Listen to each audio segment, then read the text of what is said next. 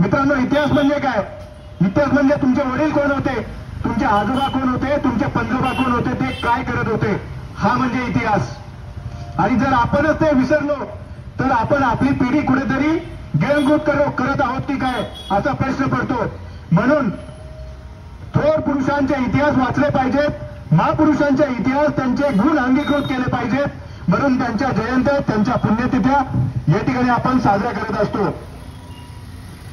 स्वराज्याच्या माध्यमातून ही पुण्यतिथी आपण या ठिकाणी साजरा करत आहोत. पुष्पांजली अर्पण करण्याचा सोहळा आपण या ठिकाणी ठेवलेला आहे.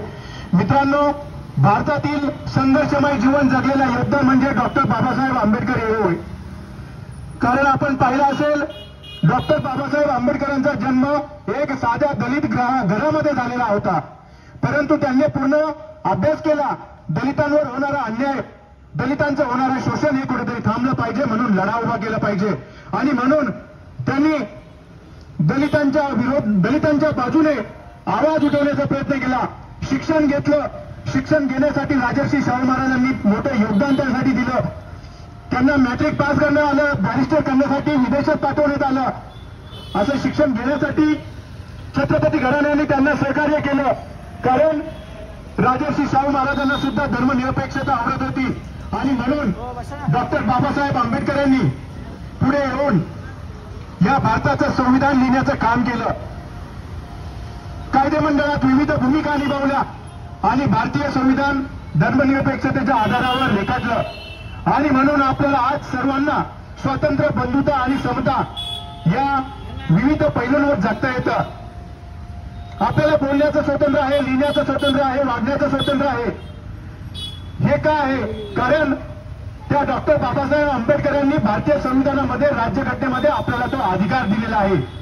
हे लोकशाहीचं राज्य आणण्याचं काम डॉक्टर बाबासाहेब आंबेडकरांनी केलेलं आहे. म्हणून या भारतीय संविधानाच्या रचनेमध्ये डॉक्टर बाबासाहेब आंबेडकरांचं मोठं योगदान समजलं जातं. आणि त्याच अनुषंगाने या पुण्यतिथीच्या निमित्त आपण या ठिकाणी डॉक्टर बाबासाहेब आंबेडकरांचा जीवनपट रचण्याचं कार्य केलेलं आहे. मित्रांनो, महाराष्ट्रामध्ये किंवा इव्हन गुगलमध्ये सुद्धा तुम्हाला डॉक्टर बाबासाहेब आंबेडकरांचं एका पेजवर जीवनदर्शन भेटणार नाही. परंतु ते पूर्ण जीवनदर्शन आपण या ठिकाणी नेरूळमध्ये दाखवण्याचं काम या ठिकाणी केलेलं आहे. जन्मापासून मृत्यूपर्यंत, मृत्यूपासून भारतरत्न सन्मान मिळेपर्यंत पूर्ण आपण त्यांच्या दिनविशेष या ठिकाणी आपण रेखाटलेला आहे. म्हणून सर्वांनी स्वातंत्र्य, समता, बंधुता कशी समजून घेतली पाहिजे आणि धर्मनिरपेक्षता कशी जोपासली पाहिजे. भारतीय संविधानात धर्माच्या नावावर कुठेही व्याख्या नाहीये.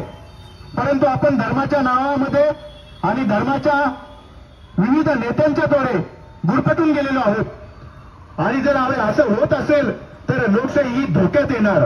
हे डॉक्टर बाबासाहेब आंबेडकरांचं शोषण थांबलं पाहिजे, सर्वांना समान अधिकार भेटले पाहिजे. यासाठी हे भारतीय संविधान त्यांनी समानतेच्या अधिकारावर, समतेच्या अधिकारावर रेखाटलं गेलं. आणि आज 75 वर्ष होऊन सुद्धा आपण त्या संविधानावर चाललो आहोत. त्याला एकमेव कारण म्हणजे डॉक्टर बाबासाहेब आंबेडकर.